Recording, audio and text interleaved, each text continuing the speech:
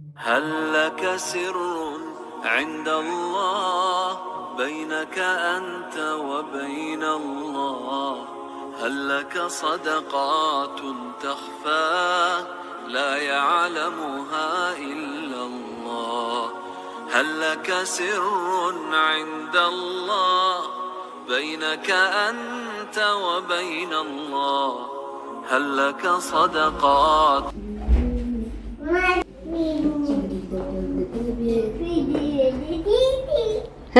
सुबह सुबह डांस करते हैं। सुबह सुबह अल्लाह और उसके रसूल का नाम लेते हैं कि डांस करते हैं। बिस्मिल्लाहिर्रहमानिर्रहीम, अस्सलाम वालेकुम, welcome back to my channel. आप सब कैसे हैं? आई होप आप लोग बिल्कुल ठीक होंगे। हम भी अल्हम्दुलिल्लाह से ठीक हैं और थैंक यू सो मच। आप लोग मेरी हर वीडियो को इतना ज़्यादा अप्रिशिएट कर रहे हैं, जज़ाकल्लाह खैर आप सब के लिए।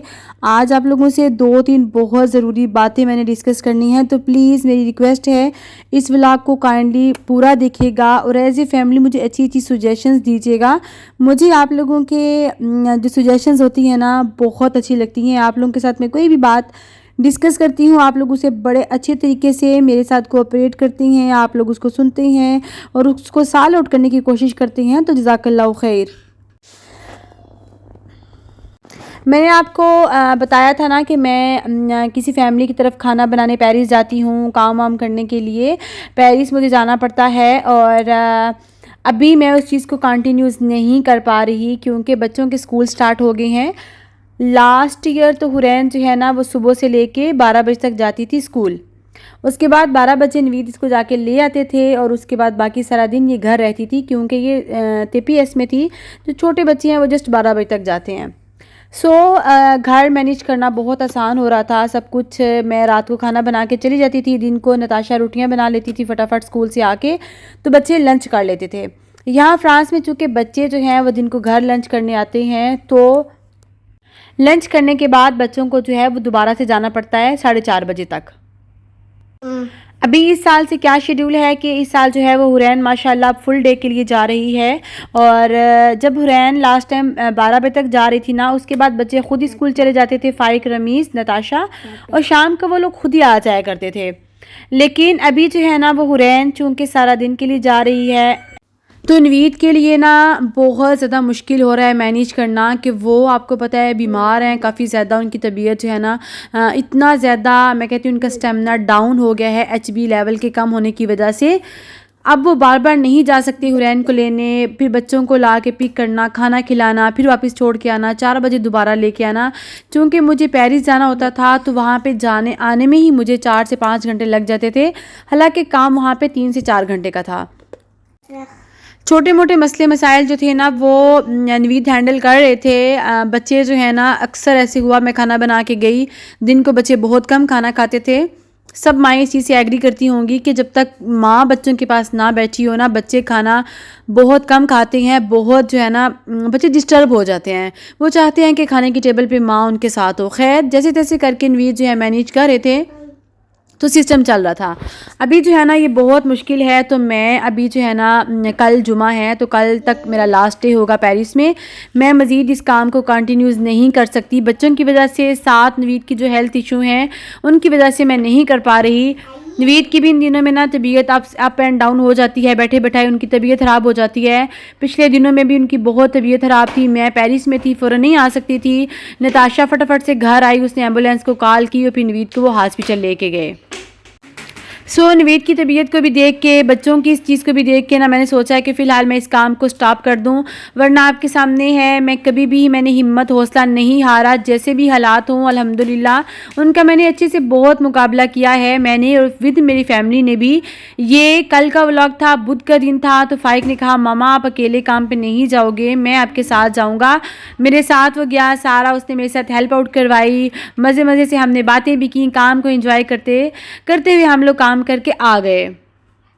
अभी जो मुझे आप लोगों से बहुत 2 ज़रूरी बातें करनी हैं। फ़र्स्ट ऑफ़ ऑल ये कि अगर हम लोग रहते हैं मुलां के पास, तो अगर हमारे आस-पास में से कोई लोग ये वीडियोज़ देख रहे हैं, तो प्लीज़ अगर उनको खाने का कोई ऑर्डर वग़ैरह देना हो, या कोई स्टूडेंट्स जो रहती हैं, बाहर से खाना खाती हैं, उन्होंने कोई ऑर्डर वग़ैरह खाने का देना हो, कोई फ्रोज़न आइटम्स के लिए, तो वो मुझे डीएम कर सकते हैं।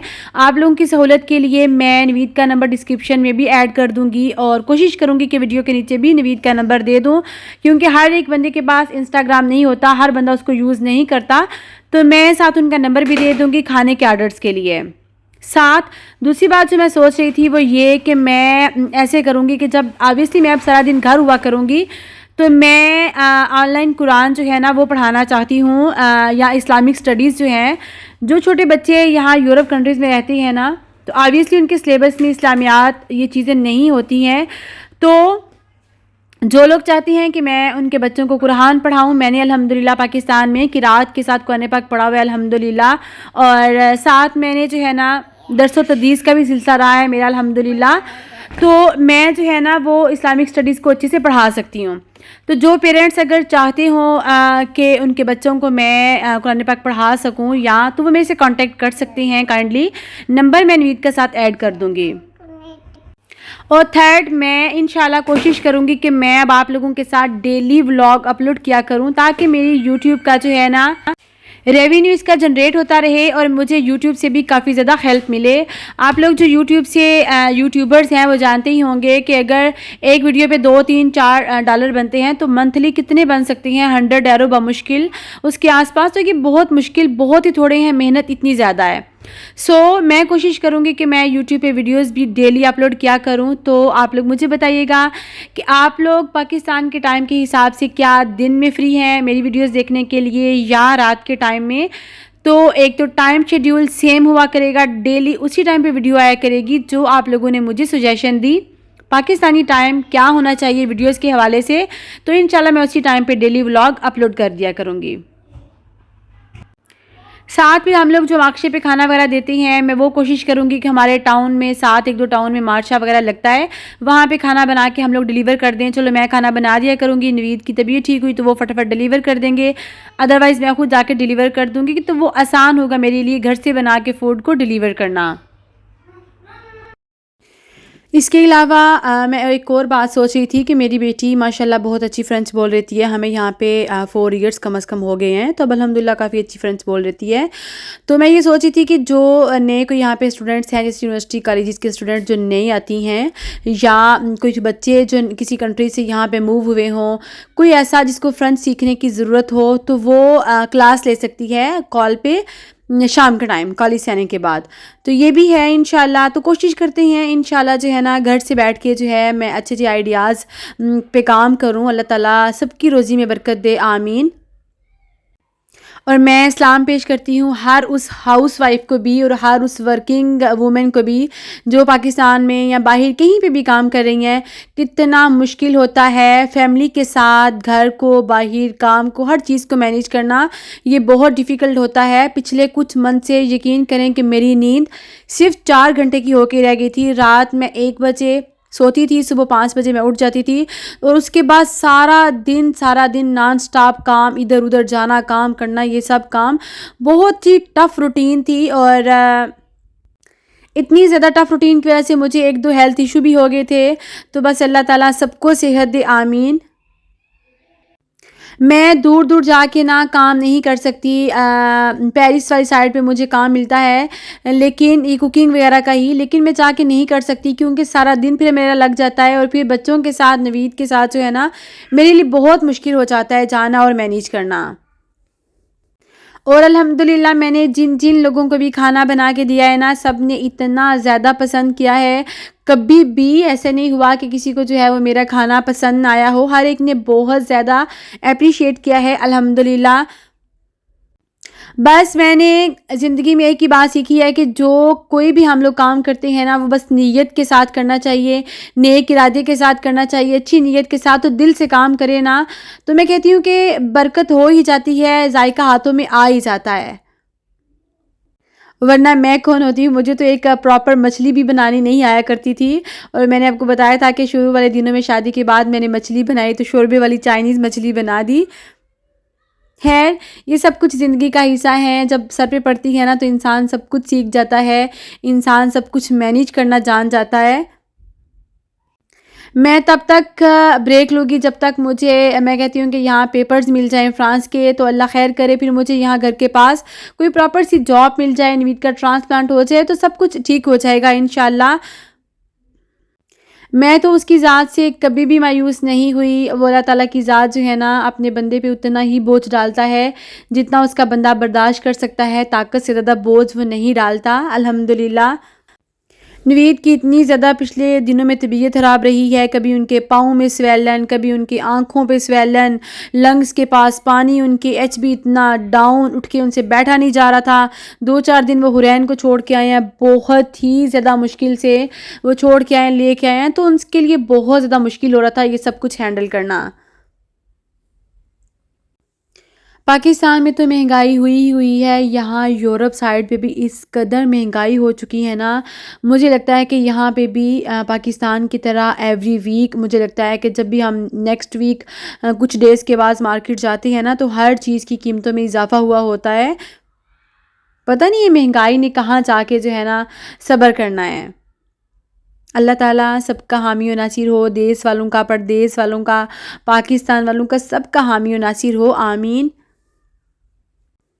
यकीन करें कि मेरे लिए इतना ज़्यादा मुश्किल हो जाता रहा है ना कि काम पे जाना, फिर आके घर के लिए खाना बनाना, उसके बाद बच्चों को देखना, सारे बच्चों के साथ मैं कहती हूँ घर के काम ही ख़त्म नहीं होते, तो बाहर के जब इंसान करता है ना तो फिर बहुत मुश्किल हो जाता है। फिर कभी नवीद की अपॉइंटमेंट में उनके साथ हॉस्पिटल जाना, बच्चे कभी बीमार हो जाते हैं, ये सब कुछ करना, तो बहुत मुश्किल से टाइम जो है ना वो मैनेज हो पा रहा था।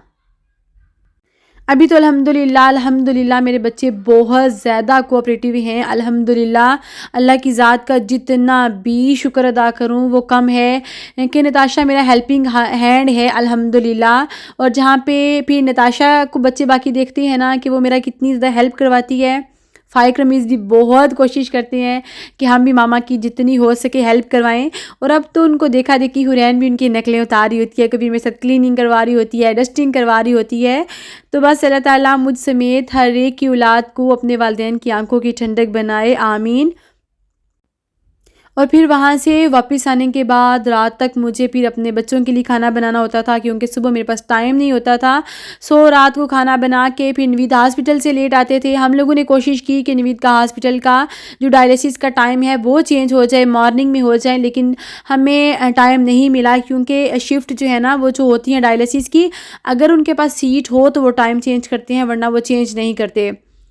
तो मेरा दिल था कि वो मॉर्निंग में चले जाएँ, चलो अगर वो आ जाते हैं 12:30-1 बजे तो शाम को वो हुरैन को एटलीस्ट पिक कर लें, लेकिन ये भी पॉसिबल नहीं हो सका। तो मैं इसलिए सोचा कि अब तो इसके अलावा कोई हल नहीं कि मैं पेरिस वाली जो जॉब जो है उसको छोड़ दूँ। खैर अल्लाह ताला जो है ना, मुझे रिस्क की टेंशन बिल्कुल भी नहीं है, क्योंकि जो रिस्क है ना वो अल्लाह ताला की ज़ात ने अपने ज़िम्मा करम पे लिया हुआ है। और हर बंदे को वो ज़रूर रिस्क देता है, कभी भी ऐसे नहीं हुआ कि वो किसी को भूखा रखे। और अल्हम्दुलिल्लाह मुझे तो लगता है कि मेरे पे तो अल्लाह का इतना करम है अल्हम्दुलिल्लाह। अल्लाह की ज़ात ने मुझे बहुत नवाज़ा है अल्हम्दुलिल्लाह।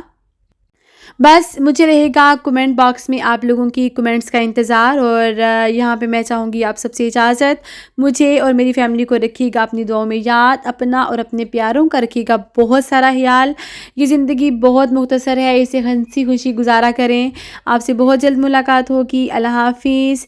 टेक केयर, फ़ी अमानिल्लाह।